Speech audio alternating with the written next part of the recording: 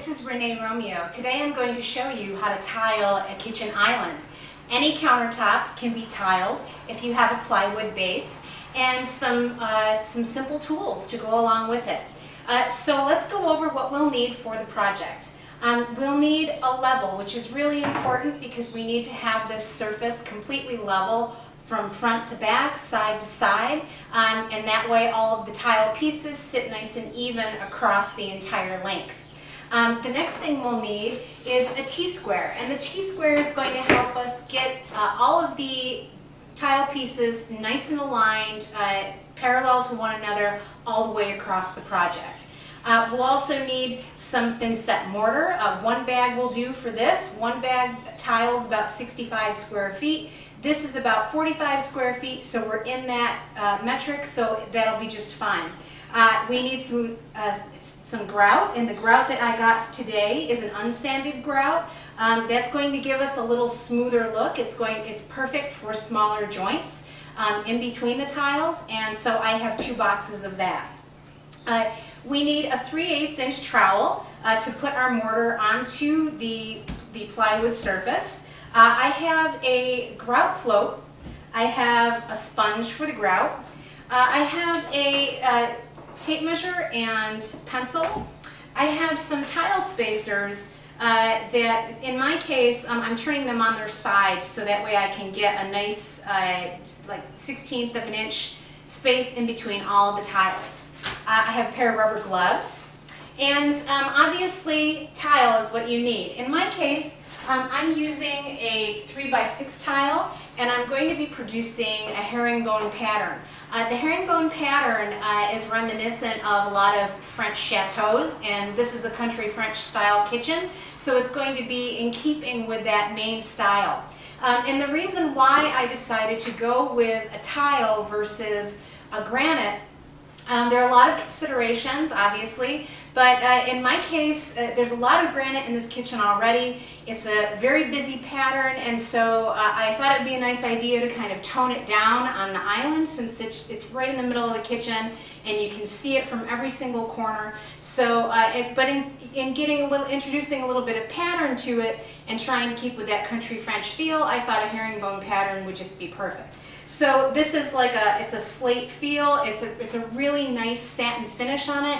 So when the afternoon sun comes in the window, it's not going to give you a glaring look to it. So the finish is just perfect. And then it's got a slight little bumpy pattern across the top to make it look a little bit more rustic.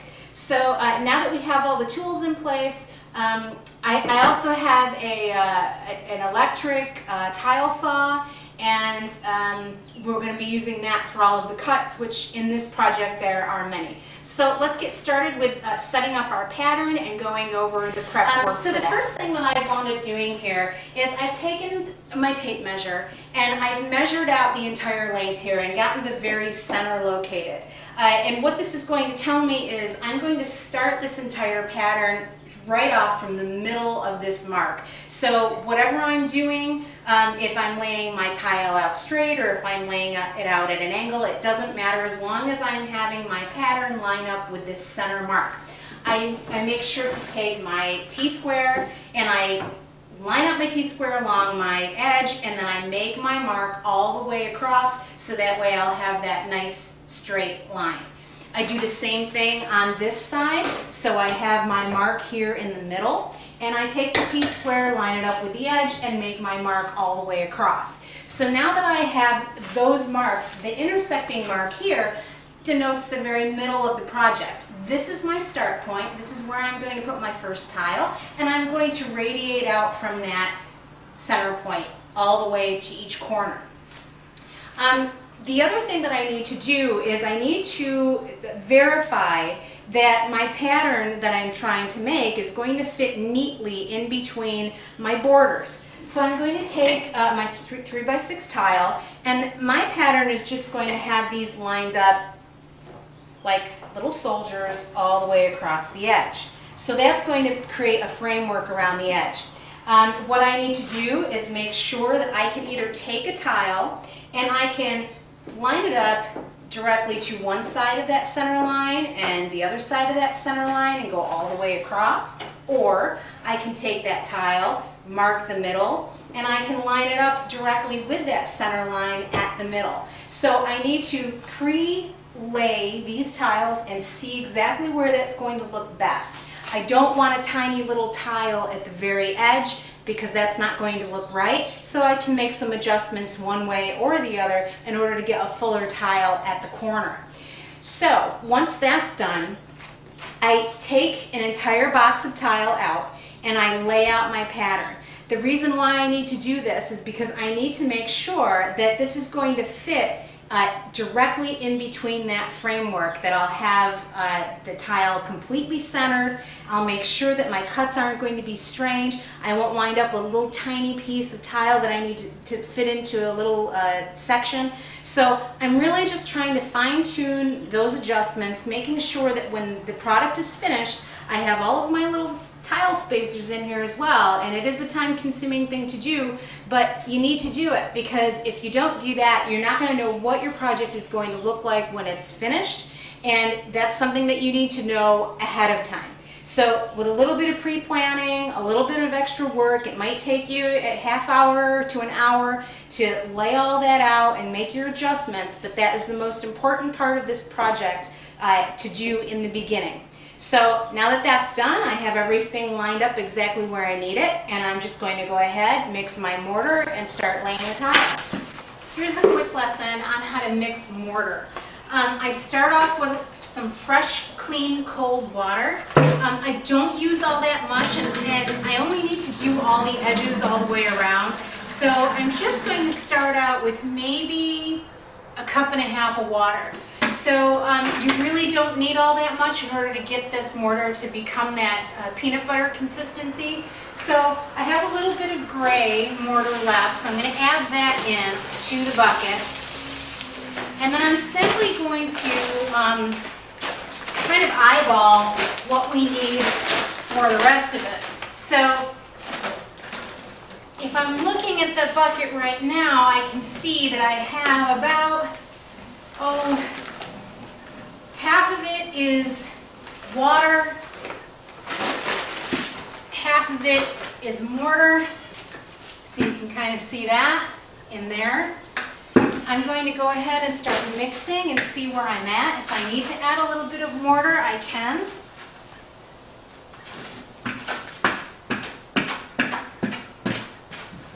Actually, this looks pretty good. It's like a pie crust consistency at this point. You can kind of see that. So I'm just going to continue mixing here, see what I come up with. And I know the bag says never add water after the fact, but you know, I've never done a job where I've gotten it just perfect. So it's a little bit stiff. So you'll see there's still a little bit of powder in there. I'm just going to take a little dab of water and mix that in. And you'll see why a long-handled pole comes in handy for doing this type of work. You've got a lot more leverage than if you're trying to use a tiny little stick. Even if you have a high-speed drill, obviously that's the preferred choice. I don't have a high-speed drill. I actually burned out a regular drill trying to do this. I bought the attachment, the mixer attachment for the drill, and it just died on me. It smoked up, and that was the end of that. Okay, so this is looking really good. It's not quite mixed up yet, but you can kind of see in here what that consistency is trying to be. So I'm going to keep going. Yeah, this is going to be great. All right, it's all mixed. Now look at this. It's stiff. It's very peanut butter-like. You can make impressions in it. That's exactly what you want, because you want to be able to create these hills and valleys that you'll see on the surface of your plywood. So that's what the mortar's supposed to look like. That's what you should mix it like. Keep alternating your water and your mortar toward the end if you need to adjust.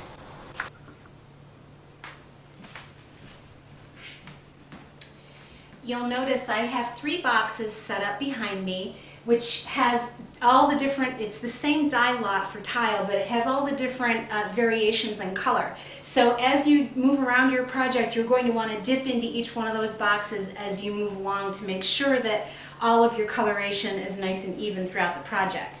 So I'm just going to don my gloves here and show you what I've done here. I had to put in a little strip of plywood in order to make the entire width of this countertop. So there are a couple of little seams in here, and I wanted to make sure that the seams were filled in with a little bit of mortar first. So what I've simply done is I've taken this trowel, and I just used the flat side of it, the non-notched side, and I can just run a line all the way down, let that set for 2 or 3 minutes before I actually start laying the tile.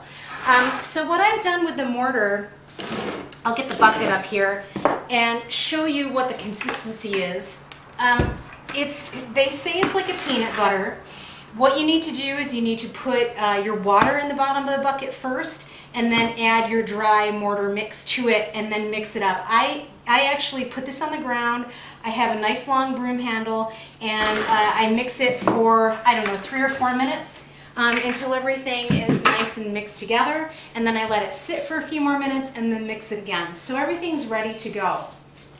So at this point, I have all of my tile lined up according to box, and I'm just going to simply pick off of this as I go so I can make the pattern. So now that this is dried up a couple of minutes, I'm going to take some mortar and then switch it to my notched side here. Hold it at a 45-degree angle so I get the right amount of mix on there to adhere the tile to plywood.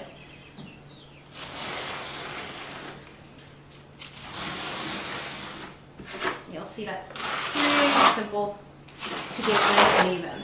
Okay, so let's start laying some tile. So now I know my center mark is here. I know that in the instance of how I'm going to lay this, I'm laying one tile to one side and one tile to the other. So this is nice and neatly lined up along the front edge. And I can start the pattern.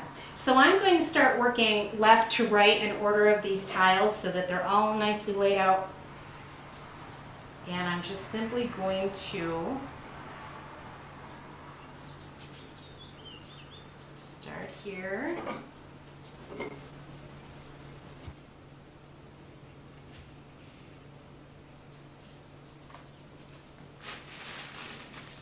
I wear rubber gloves because this is really going to ruin a manicure.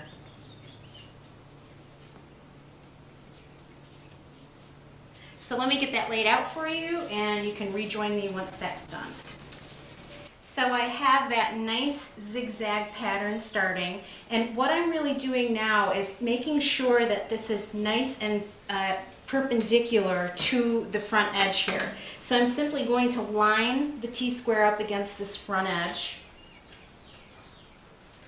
pick this tip of each one of these tiles underneath here, and make sure that they're all running in a straight line. So let's visualize that. They need to be adjusted slightly, and you can just push these a little bit to get them to line up. I can adjust these together a little bit, pushing them together, making sure that the pattern is staying in place. So I have 3 rows installed, and what I'm going to do at this point to make sure that this lays all nice and even is I have a scrap piece of 1x, and I'm simply going to take this with a rubber mallet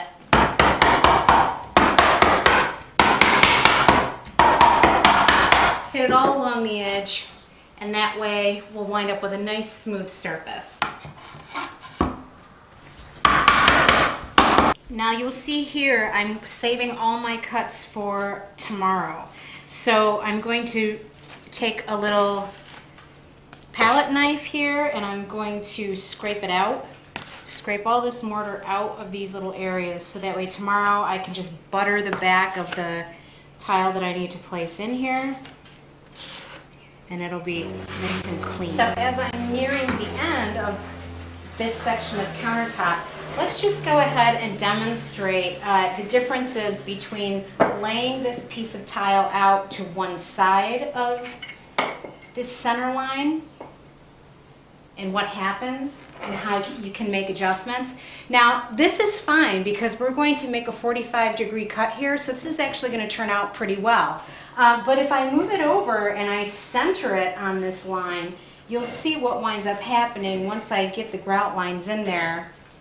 I can set this on, and then I have this tiny little space at the end, so that's not what I want. So I'm going to go ahead and move this tile to the left of the line so I have a larger piece of tile at the end to cut. It's going to look so much better. You also see in a situation like this where we have a giant gap where we actually have to make a bunch of cuts of tiles, we do need to lay this board over the top here to make sure that this is going to be a nice smooth surface. So what I'm going to do, I'm just going to lay it down and start pounding it, making sure that that's going to line up. So there you have it. Everything is laid out from the center point over, minus all the cuts. I have all the edging done, and so at this point I'm just going to scrape out the rest of the mortar, and that way it'll be ready for tomorrow for all the cuts. I still need to take out all of my little spacers and pound down everything nice and even, but as far as all that goes, I've been at it for maybe an hour and a half. And so I've gotten all that done. Now I'm going to finish the other side. One last thing that you want to check before you move on to your other side is that you line up your T-square with your edge and make sure that all of your bricks are lined up, or tile are lined up all the way across. If they do need some adjustments, now is the time to do it, because this end is still wet. You can kind of push these things around in place. So go ahead and do that. I had to adjust mine slightly to get everything nice and square. I'm taking out the T-square just to make sure that as I go along this longer length where I can lay this out nice and flat, I can line up the edges of the tiles along this edge and check and see that they're lining up perfectly. And in my case, it's starting to veer a little bit, so since this is still a little bit wet, I can go ahead and push the tile slightly to get it in the position that it needs to be. Unfortunately, it's a humid day, so it's going to take a little bit longer for this mortar to dry. When you're doing a complicated project like this, it's really nice to have a humid day so that you're not being rushed through getting all of this done. And if it is a dry day, then mix smaller batches of your mortar, and then you'll just I do that a few more times. One entire setting of the mortar, so I haven't had to remix any, and I think I'll be okay for the extended portion here too.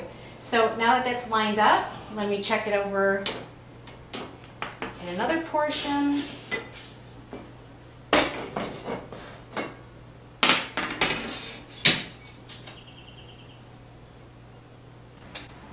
I've just finished up lining up the T-square once more just to double check this along a couple of different lines here, and so everything lines up great. So at this point we're just going to let this dry overnight and then go back in the morning and start cutting all of the little pieces that need to be fitted in and all the way around. Take the cutting knife as well, and at this point scrape around each and every tile to make sure that you get every bit of mortar out from along the edges. It will prevent you from being able to put in your new pieces properly. They'll be a little wobbly, so you need to get those cleaned out really well. So just go ahead and run that along the edge like so, and you can vacuum that up in the morning.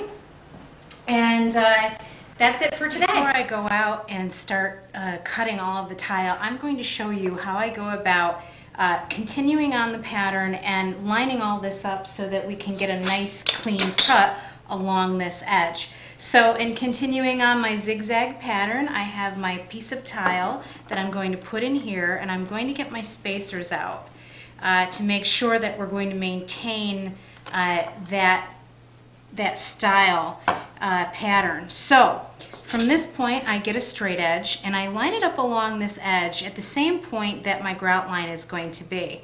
And I can eyeball that, or I can also get out a couple more of these spacers, stick them in there, and line everything up. So I have that lined up. I'm simply going to take a pencil, not a pen or a marker, but a pencil, and mark it with a nice sharp pencil.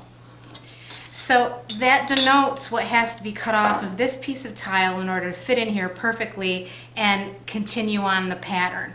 So once that's done, we're going to go ahead, take this outside, and I'll show you how to line this up on the tile saw. So today I'm getting ready to start cutting all of the tile, and I've got a nice, relatively old version of a wet saw tile cutter. What this has is a little tray here that simply slides in underneath. You fill it with water. There's a line on it that tells you the maximum amount of water to put in there, which I did. So I put the water in, I slid it in, and what that's going to do is lubricate this blade that's going to be the tile cutter. So my last job that I did, I went ahead and I replaced the blade. You really should do that every few tile jobs to give yourself some nice clean cuts. Otherwise it'll start breaking apart along the edges because the blade isn't sharp.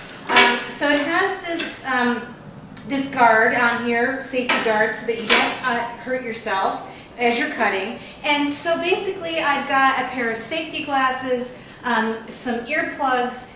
This machine also comes with a really nice guard here too as well. It's got some rulers on either side, so if you have some straight cuts to make, you could do that. It's got an attachment where you can also set it up at a 45-degree angle. Unfortunately for me, we're doing a herringbone pattern, which is not a 45-degree angle. It's not any straight cuts, so we're going to have to eyeball all of these cuts as we go. I also have a piece of plastic that I set on my chest as I cut because this thing is going to spit water at me. I have some hair protection, my face is going to get dirty, my clothes are going to get dirty, so that's why I'm dressed appropriately for the job today. So let's go ahead and get started. I'll fire this thing up and I'll show you exactly how to cut a piece. So I have my mark on my tile, and let's talk a little bit about what kind of tile I'm using. This is porcelain tile. Every tile is a little bit different. Whether you get a ceramic tile, a natural stone, marble, whatever. A lot of these are really hard and some of them are really soft. So it's going to make a difference as to how much pressure you need to be putting against the blade in order to get a nice clean cut. So your first few cuts might be a little bit untidy. You might need to throw those tiles away. But we're going to go ahead, and this is a porcelain tile. I know it's really, really hard, so it's going to be tough to get a nice clean cut with this. I have to put quite a bit of pressure on it. So I'm going to turn the machine on. I'm not going to be able to talk, but you can just kind of see how I guide the tile through the saw blade and make a nice clean cut.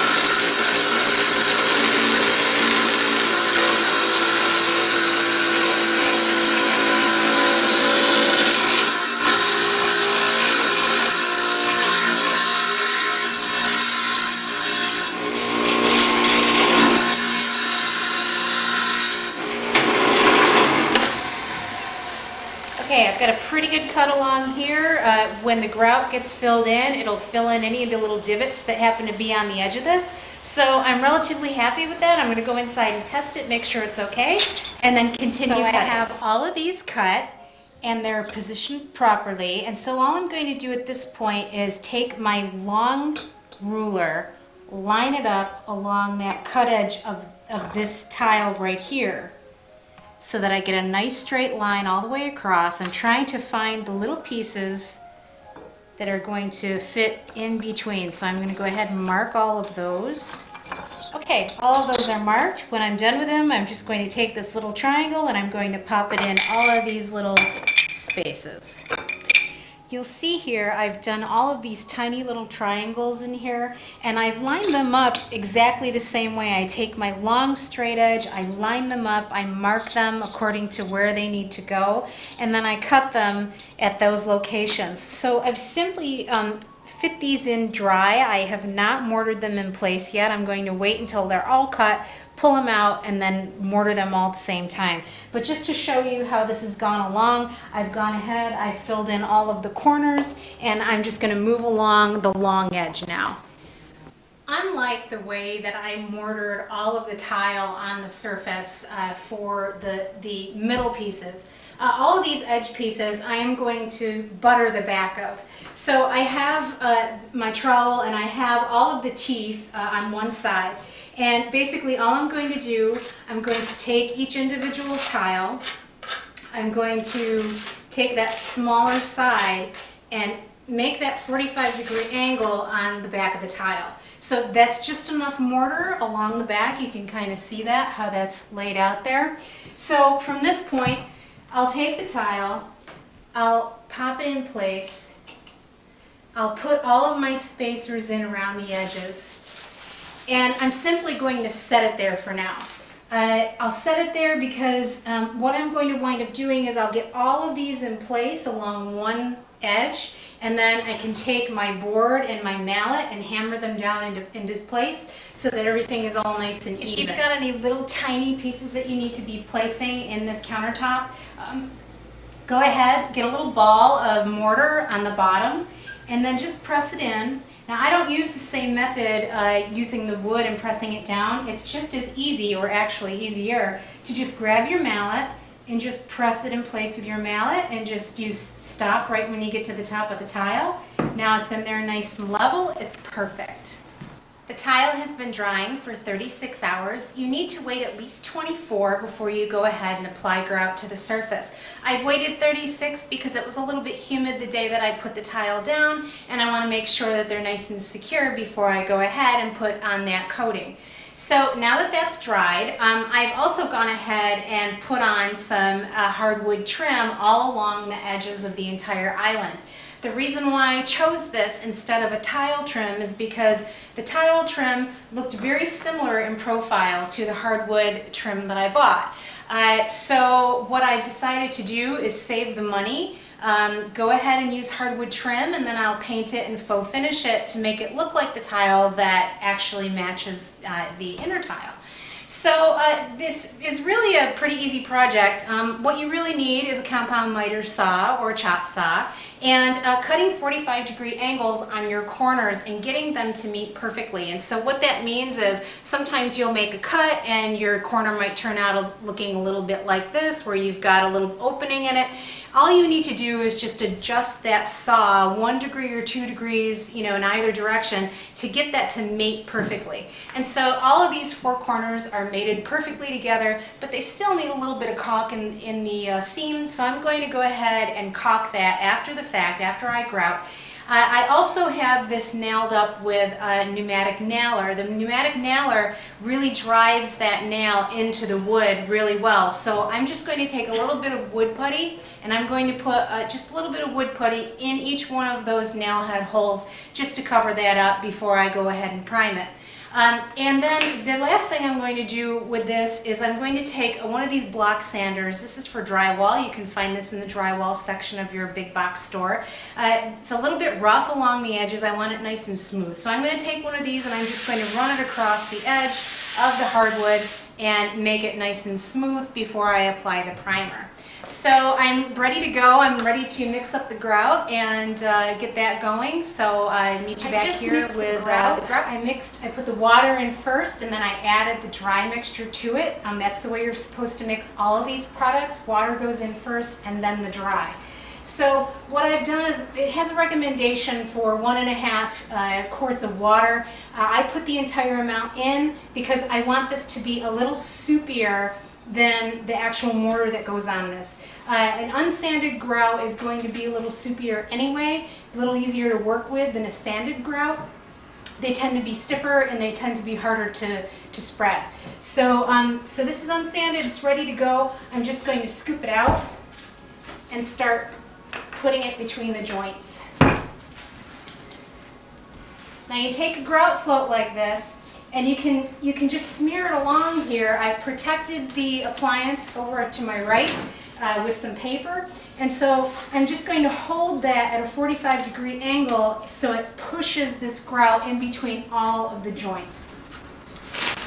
This is a little less than 3 feet by 3 feet, but in order to get all of the grout into the joints, you're going to go over this several times, making sure that it's really well packed. Once you've done that, you can take your float and you're going to, at a 45-degree angle, you can scrape it down really well, making sure that all of the joints have grout in them evenly to the surface of the tile. Now once that's done, you can move on to your next section because this needs to dry about an hour, and then we're going to go over it with a wet sponge and wipe it off. An hour has passed and everything has dried over to a nice even haze. I have a couple buckets of fresh cold water, and I have a giant sponge that I'm going to start wiping over the top of the surface of the tile. So basically all I'm doing here is wiping off the excess, and in the meantime making sure that the grout lines are going to be nice and even. So it might be bumpy at this point, and you can just get in there with your sponge or even your finger and kind of even them all out so that it's nice and even surface all the way across. I just want to give you a close-up on how I go about filling in little tiny air pockets between the tiles. So what I have here, I have a bag that I've kept of the rest of the grout that I mixed up. I keep it in a little baggie until I'm done with the entire project. So I've got a couple little air pockets in here, and you know, honestly, whatever hand you're not using, if you're right-handed, use your left hand, put a little bit in your left hand, so that way when you go over the top of the tile, you can really smooth this out and get this in there really well. Sometimes even to your best ability, it's really hard to get it in there and see what you've got until you start moving it around with your sponge. So go ahead and use that technique and it'll work out just fine. I've done the final inspection of all the grout joints all over the top of this countertop. And so what I do is just do a visual before I go ahead and throw away my extra grout, making sure that all of the grout lines are completely filled in. And when you're putting your grout in there and you're taking it off with the sponge, what you want is more of an even across the surface joint versus something with a divot. Something with a divot isn't going to be good because you'll get food particles in there and you won't be able to keep it as clean as if you get it straight across the top. So just keep that in mind. It's a very light touch that you have when you're wiping this off with your sponge. And make sure that you've got a couple of buckets of water so that way you can change out between the two and keep your sponge really clean. When you keep your sponge clean, it makes the job so much easier. So at this point, this needs to dry for another hour. It's already hazing up really nicely and evenly. And then I'm going to go back with a dry towel and I'll buff everything off, and then everything will be done at that point. This is dried an hour, and so I'm going to take an old towel that I actually have not put through the dryer. It's nice and rough, and that surface is going to be great for taking this down to the original tile.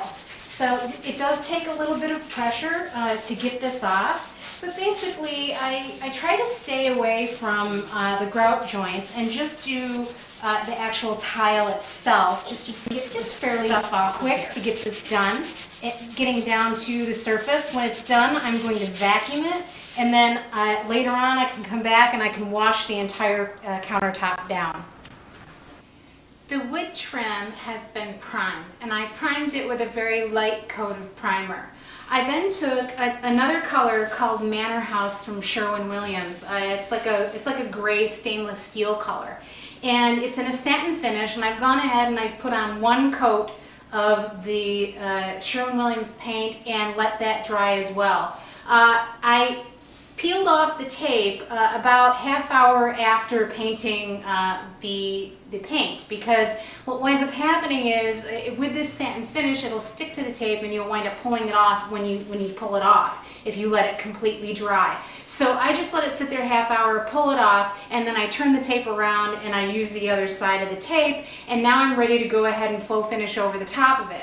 I could have left it this way, but the problem with it is that You may not be able to see it on camera, but it's registering a little bit on the blue side.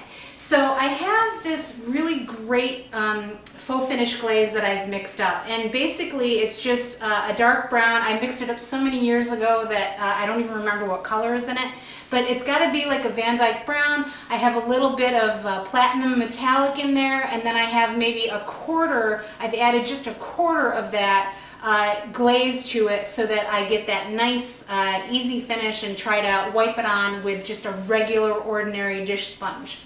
So you'll see my technique. I have a wet sponge that's been wrung out, and then I just simply dip a little bit in, and I go ahead and I just wipe it on top of the surface. And you can kind of see that what I'm doing here is simply taking down that blueness from the gray paint and making it more of a warm color. Which all of the tones in this room are warm, so you don't want anything competing with that and putting in like a blue-gray, because it's just going to stick out like a sore thumb. So you'll see how simple that is. I'm just wiping it on, and I'm just going to go ahead and do along the entire length of the wood and get a very nice light even coat all the way around. And here's a close-up of the faux finish after it's done. It's just a very slight mottled look, and it's just enough to knock this brighter blue-gray color down to a brown and get it to blend in a little bit better with the tile behind it. So you'll see it picks up a little bit of those brown tones in the tile itself. I'm right at the end of finishing the countertop, and what I've done is I've taken some satin finish oil-based polyurethane, and I've gone ahead and I've put 3 coats on all of this wood trim that goes all the way around. The first coat goes on directly over the paint. Then in between each coat, I take one of these sponge sanders in an extra fine grit. It's almost like you can't feel the sandpaper at all. If you have a nice flexible sponge, you get it in all the way around, and quite frankly, I just run it across quickly. All you're really doing is you're roughing up the surface enough for that second coat and third coat to stick. If it's winter time and you can't open your windows, feel free to use the latex-based polyurethane. The only consideration with that is that even if it is marked satin on the can, in my opinion, it turns out more of a semi-gloss finish. So just be aware of that. You could do that, and then maybe if you didn't like the finish, then when you can open your windows, you can go ahead and put the polyurethane over the top. They say the polyurethane that's oil-based gives it an amber look over time. In my experience, that really hasn't happened unless you're actually painting your wood trim like a bright white that you need crisp and clean. I would prefer to use oil-based polyurethane because I think it's a little bit more durable. But I've done both, so whatever your choice is, it's going to work out great. From that point, I've let that dry overnight, and today I'm coming back and I'm actually sealing the grout. There's been a lot of questions about grout sealing in the past. Sometimes I do it and sometimes I don't. In this case, I have some stone sealer left over from a marble tile job that I did, and it's also good for grout. So I'm using this over the top of the entire surface. I take one of these sponge applicators, I dump a little bit of the stone sealer or grout sealer on a little at a time, and then I simply brush everything until it's all nice and wet. Let that sit 10 minutes, come back, wipe it off with a dry cloth, and then the very last thing you need to do is take a damp cloth, really wring it out well, and then go ahead and clean the entire surface. So once that's done, you let it sit 2 hours. Let it sit 2 hours and repeat the process again. Put the stone sealer, grout sealer over the top, wipe it off with a dry cloth, wipe it off with a damp cloth, and then you're ready to use it. It'll last 6 months worth of stone sealer, so make sure the day you do this, go on your calendar and mark that date 6 months out so that you'll know enough to come back and do your grout sealing again. It'll look exactly the way it does right now if you follow that procedure. You know, this really is my very favorite project that I've done for tiling. I've been doing this for 27 years. I took a class at a local tile store, learned how to do it, and over time I've really developed the skill necessary to be able to bring you these projects so that you'll do a great job and learn everything that I've learned in 27 years in the matter of, you know, a half-hour video. So I hope that you will try a project like this in your house. It's gorgeous. It's like an estate island, something you'd see in a multi-million-dollar home. Trust me, it's even more beautiful in person. So if you've got questions, you know, submit them to the website. I'll feel free to answer any questions that you have. And in the meantime, I will come up with some other great projects for you to view. And this is Renee Romeo. Thank you again so much for watching.